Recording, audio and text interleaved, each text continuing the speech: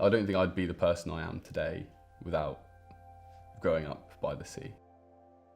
I've lived in sort of Norfolk, like the Sheringham area, like my whole life. 19 years of being here, I suppose. I'm, completely now attached to this sort of part of the coast.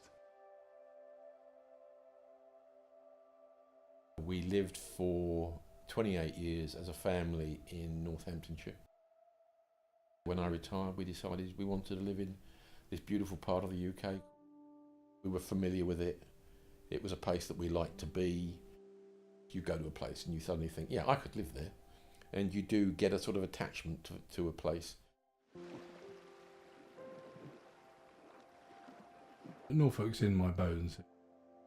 My family have had long connections with Norfolk. My parents moved here and we used to come here on holiday. I came here in my mother's womb, I'm told. There's nowhere else like it in the world, I think. Never wanted to leave.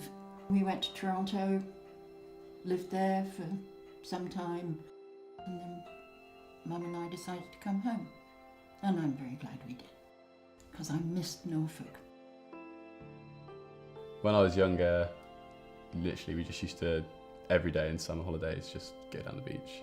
Getting down there at like 8 or 9 o'clock, having breakfast and then just spending the whole day down the beach. It's just like them sort of little things I'd like remember most. So I started surfing when I was like 4 or 5, going for a surf. It's just so relaxing for me personally.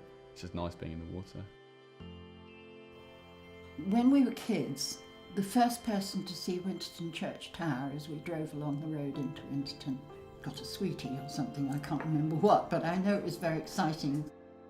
My grandmother was heavily involved with the church. She played organ every time there was a service.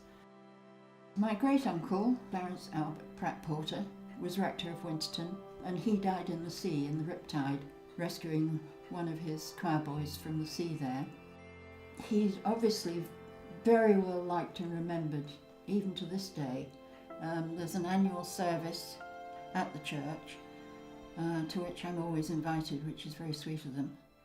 My mother and I used to go and clean the silverware. There was just such this strong feeling for both of us about the building itself. I just loved it. I had a nice, comfortable, homely feeling there. Its familiarity makes it feel like home, I guess, and I've raised my family here and we always take the children to the beach. Now I take my grandchildren to the beach. My children are desperate for their children to have the same experiences they had. My happiest memories of when we used to go down to places like that and get behind the dunes and make a kind of base, got some sandwiches and we'd spend the day on the beach.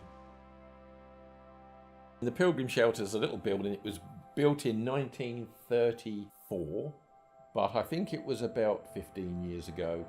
The church realised that they couldn't really support the Pilgrim Shelter, so they gave it to the village as a community centre. Unfortunately, we had a coastal engineer who said that the building really only had a 20-year useful life because it's only 50 yards from the cliff edge. And that really started this discussion about, okay, if we've got a community centre, it is being well used, what are we going to do when it's no longer safe to use it? There was a community need for a new building. 6 years ago, we decided that we would try our luck and see if we could actually get funding together to build a new community centre. And we were lucky enough to succeed. It's truly remarkable what you can do if you really focus on where you are. And you've got a group of people that want to make it happen. Everyone knows everyone in Sheringham, do you know what I mean? Like there is just it's such a massive local sort of community. Yeah, everyone just knows everyone and it's just nice sort of to be a part of that. Becoming a lifeguard for me, it's sort of like, it's a personal achievement because obviously I worked up for it since I was like 10 and 11. Like that sort of person on the beach which everyone sort of looks up to. It's nice, it's good. When you're working in the summer, like all the local kids are down there every day. Like you have kids who like obviously come over and like high five you. The coast will always inspire me and is a therapeutic place to be, I think, anyway. When you're looking at the sea, it's a wonderful friend in a way. It's also very unspoilt. It's a bit of a cliche, but it's true with Norfolk. You can walk and think you're 500 years back and it wouldn't have looked that much different. You've got all the history and the things that happened there that are going on there. It's that kind of blend of those two things, I think. There's always something to bring back, to think about. And that inspired me really to start writing poetry, which I've done for 30 to 40 years now.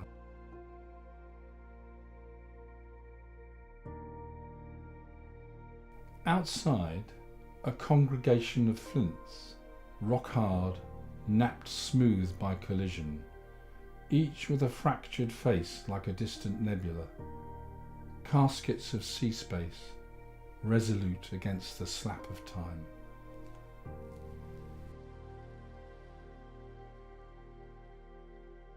My mother loved larks, and when my mother died, she wanted her ashes spread somewhere on the dunes, and I can remember her ashes going down, and as they did so, there was the song of a lark up in the sky, and that set us all off.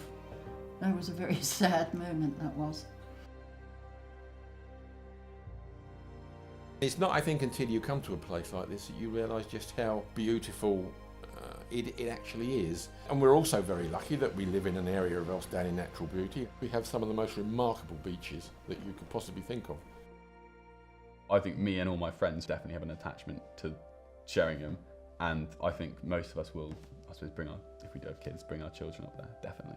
I couldn't imagine not living by the coast now, if you know what I mean. Like, I don't think I could live in like the middle place. I'd have to be by the beach now, like I'd have to be. Anybody who visits regularly builds up that kind of catalogue of experiences that is part of them. One of the things that makes it so interesting is the diversity of the coastline. And I think that's part of the magic of living in a place like this. I think everybody ought to go and see something on the East Coast to enjoy.